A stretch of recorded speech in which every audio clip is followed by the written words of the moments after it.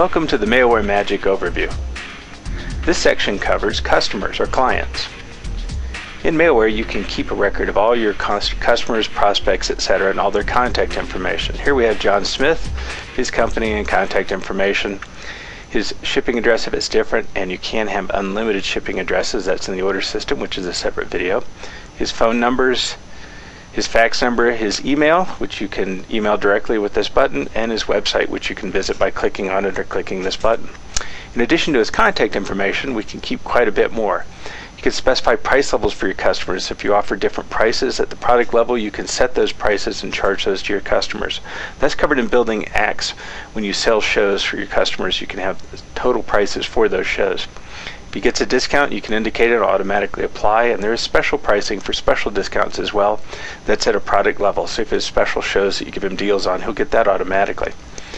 These types can be set up to show anything you want. I have set up a few for you in the demo. So this particular customer is a corporate customer.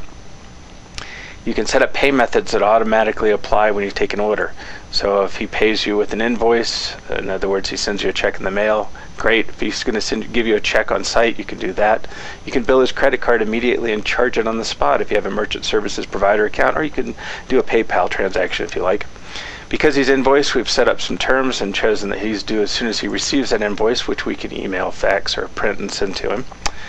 This note is simply here so you can see it, and it's also on the order screen when you enter it. This pop-up note, if you enter it, will automatically pop up a dialog you have to close. It doesn't stop you, but you can't miss it.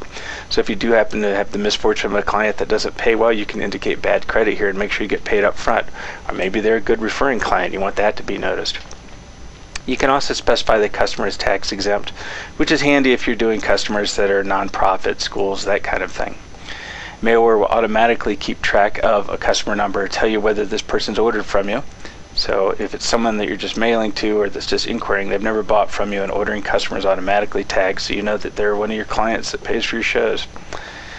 And you can tell exactly when they were added to your system. You can also do things like indicate not to send emails and mails, that sort of thing, if they don't want them.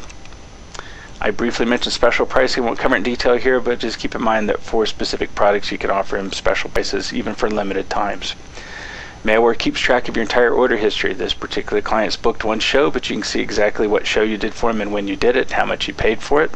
You can even edit that and go to the order and see the details. We have a contact log. Every time you talk to your client, send him an email, and the emails will show up here automatically. When you talk to them, you have to actually put it in, but it's easy. You can record what you did.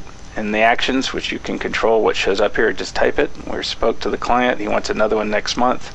You can specify a tickle date, and it will show up for you on that date in the tickler report, so you know to follow up with him. So it's a contact log for following up with your clients and making sure that you book shows, you book next year's shows. You don't forget to ring them back and say thank you, that sort of thing.